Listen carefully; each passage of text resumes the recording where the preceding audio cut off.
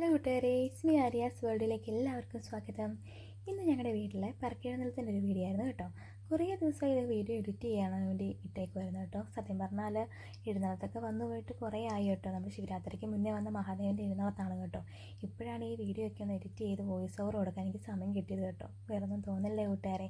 അപ്പോൾ നമ്മൾ രാവിലെ തന്നെ എല്ലാം തളിച്ച് കേട്ടോ. ചാണകം വഴിയാണ് തളിക്കുന്നത്. അതിനുശേഷം നമ്മൾ വിളക്കെല്ലാം കഴുകി വൃത്തിയാക്കി എടുത്തേ. അതിനുശേഷം നമ്മൾ നേരെ പോയിട്ട് പറക്കി എഴുന്നള്ളത്തിന് വേണ്ടിയുള്ള ഇല വെട്ടണമായിരുന്നു കേട്ടോ. നമ്മൾ താഴത്തെ വീട്ടിലും പോയി 2-3 ഇലയൊക്കെ വെട്ടി കേട്ടോ. പിന്നെ നമ്മുടെ കുടുംബ വീടാണേ.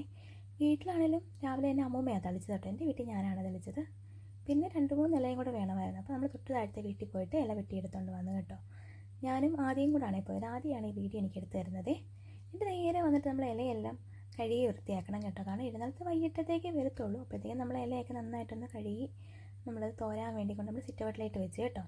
വൈകിട്ടായപ്പോഴത്തേക്ക് ഞാൻ നേരെ കുളിച്ച് വൃത്തിയായിട്ട് നമ്മൾ പൂക്കളൊക്കെ പോയി പറിച്ചുകൊണ്ട് വന്നേ. അതായത് കൂവളത്തല ഉണ്ടായിരുന്നു, എരിക്കപ്പൂവും കിട്ടിയത് കേട്ടോ. മഹാദേവന് പ്രിയപ്പെട്ട ആ 2 പൂവ് ഞാൻ എല്ലാം വൃത്തിയാക്കി. പിന്നെ ഒരു 6 മണി 6:30 നമ്മൾ എഴുന്നള്ളത്തേക്ക് എത്താറായി. ഞാൻ ഓടിപ്പോയിട്ട് പിന്നെ വിളക്കിൽ എണ്ണയൊക്കെ ഒഴിച്ച് എല്ലാം തിരിയൊക്കെ സെറ്റ് ചെയ്ത് വിളക്കെല്ലാം കത്തിച്ച് കേട്ടോ. ഈ എഴുന്നള്ളത്ത് മാത്രം കേട്ടോ നമുക്ക് എന്നും വൈകിട്ട് വരുന്നത്. അപ്പോൾ നമുക്കിങ്ങനെ വിളക്കൊക്കെ കത്തിക്കാൻ പറ്റും കേട്ടോ. അങ്ങനെ ഞാൻ ഭഗവാനെ കാത്ത് ഞാൻ എൻ്റെ മഹാദേവന് വേണ്ടി ഞാൻ വിളക്കെല്ലാം കത്തിച്ച് റെഡിയായിട്ട് ഞാൻ കാത്തിരുന്നു കേട്ടോ. അപ്പോൾ നമ്മുടെ തൊട്ട് മേലത്തെ വീട്ടിലൊക്കെ എഴുന്നള്ളത്തിങ്ങ് എത്തി. അപ്പം ഞാൻ സന്ധ്യയ്ക്ക് വിളക്ക് കത്തിച്ചേട്ടോ. ഏകദേശം ഒരു 7 മണിയോളം ആയി. സത്യം പറഞ്ഞാൽ എനിക്ക് ടെൻഷനുണ്ട്. കാരണം എനിക്കങ്ങ് പേടി കേട്ടോ, ടെൻഷനുണ്ട് സത്യം പറഞ്ഞാലേ. അങ്ങനെ പിന്നെ വിളക്കെല്ലാം കത്തിച്ച് ഭഗവാന് ഇപ്പോൾ എത്തും എന്നുള്ള പ്രതീക്ഷയിൽ ഞങ്ങളിങ്ങനെ പ്രാർത്ഥിച്ചിരിക്കുകയാണ്. അപ്പോൾ ഇതിൻ്റെ കൊട്ടും ആരവും ഒക്കെ ആയിട്ട് എൻ്റെ മഹാദേവൻ നമ്മുടെ കുടുംബ വീട്ടിലാണ് കേട്ടോ ആദ്യം കയറിയത്. അപ്പോൾ ഞാൻ അപ്പുറത്ത് പോയിട്ട് കുറേ നേരം വീഡിയോ ഫോട്ടോയൊക്കെ എടുത്തു കേട്ടോ. അവിടെ പറയിട്ടത് എനിക്കൊന്ന് ആദ്യക്കൂട്ടനാണെന്ന് തോന്നുന്നത്, അമ്മമ്മയാണോ. നമ്മുടെ നാട്ടിലൊക്കെ ഇതിന് കൊടി എന്നാണ് പറയുന്നത്. മഹാദേവൻ്റെ കൊടി വന്ന് നമ്മൾ വന്നു. അപ്പോൾ അതിനുശേഷം എൻ്റെ വീട്ടിൽ വന്നു കേട്ടോ. എൻ്റെ വീട്ടിലാണിത്. എഴുന്നള്ളത്ത് നേരെ എൻ്റെ വീട്ടിൽ വന്നു. അവിടെ ഞാനാട്ടോ പറയിട്ടത് ഈ വട്ടം. അങ്ങനെ മഹാദേവന് വേണ്ടി ഞാൻ ഈ വർഷത്തെ പറയും കൊടുത്ത് പ്രാർത്ഥിച്ച് എല്ലാ അനുഗ്രഹവും തരണേന്ന് പറഞ്ഞു. പിന്നെ അപ്പുറത്തെ വീട്ടിലും കയറിയപ്പോൾ കുറച്ച് വീഡിയോ എടുത്ത് വെച്ച് കേട്ടോ. അപ്പോൾ ഇത്രയേ ഉള്ളൂ. പിന്നെ അതിനുശേഷം ഞാനാണെങ്കിൽ ജസ്റ്റ് വെറുതെ എനിക്കൊരു ഇഷ്ടം തോന്നി കൂവളത്തിൻ്റെ, അങ്ങനെ എടുത്താണേ. പിന്നെ അതെല്ലാം വൃത്തിയാക്കി ഞാൻ നെല്ലും അതൊക്കെ മാറ്റി വെച്ചു കേട്ടോ. കാരണം ഞങ്ങൾ ഈ എഴുന്നള്ളത്തുകാർക്ക് ഉച്ചയ്ക്ക് ആഹാരം കൊടുത്ത വീട്ടിൽ നമുക്ക് ക്ഷണം ഉണ്ടായിരുന്നു കേട്ടോ. വൈകിട്ട് കഴിക്കാൻ ചെല്ലാൻ പറഞ്ഞായിരുന്നേ. അപ്പോൾ നമ്മൾ നേരെ വൈകിട്ട് നമ്മുടെ എഴുന്നള്ളത്ത് കഴിഞ്ഞിട്ട് നമ്മൾ എല്ലാ വർഷവും പോകത്തുള്ളൂ. അങ്ങനെ നേരെ ഇന്ന് അടിപൊളി ഒരു സദ്യയായിരുന്നു കേട്ടോ. ചോറും പരിപ്പും അവിയലും തോരനും മാങ്ങയച്ചാറും ഒക്കെ കൂട്ടി നല്ലൊരു പിടി അങ്ങ് പിടിച്ചു കേട്ടോ. എനിക്ക് ഏറ്റവും കൂടുതൽ ഇഷ്ടപ്പെട്ടത് അവിടുത്തെ ഇഞ്ചിപ്പുളിയാണ്. നല്ല ടേസ്റ്റായിരുന്നു കേട്ടോ. അമ്മയും മാമിമാരും ഒക്കെ ഉണ്ടായിരുന്നു കേട്ടോ. അവരുടെ കുട്ടികളും ഒക്കെ ഉണ്ടായിരുന്നു. ആദ്യം അഞ്ചു മാമനും ഞങ്ങളെല്ലാവരും കൂടാണ് പോയത്.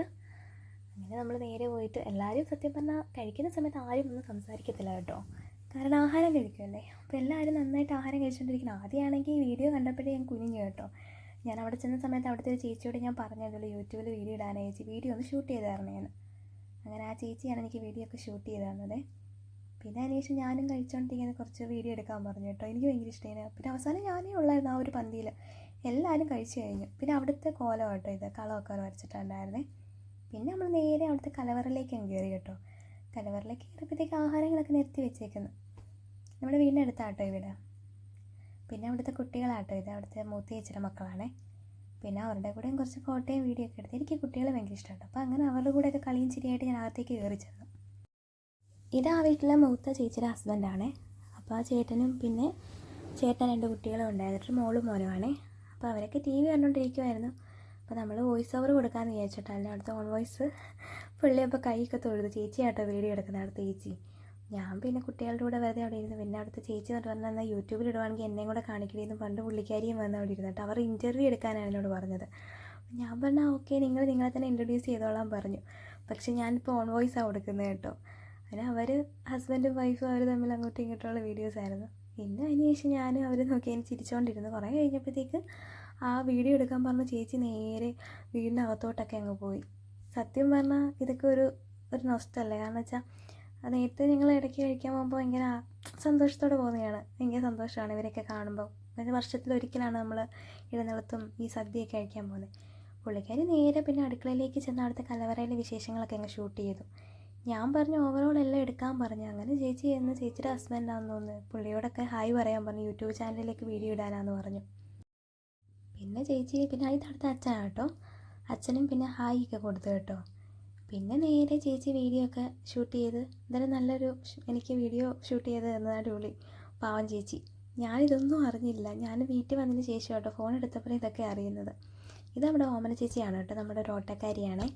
പാവം ചേച്ചി, നമ്മളെപ്പോൾ ഓട്ടം വിളിച്ചാലും നമ്മളെ കൊണ്ടുവന്നൊരു ചേച്ചിയാണ്. ഇപ്പം ഇവിടുന്ന് ഞങ്ങൾ നേരെ വീട്ടിൽ കൊണ്ടുവിട്ടത് ചേച്ചിയാണ് കേട്ടോ, പാവം ചേച്ചി. അങ്ങനെ ചേച്ചിയും പായസം മേടിച്ചുകൊണ്ട് പോകാൻ തോന്നുന്നു കേട്ടോ.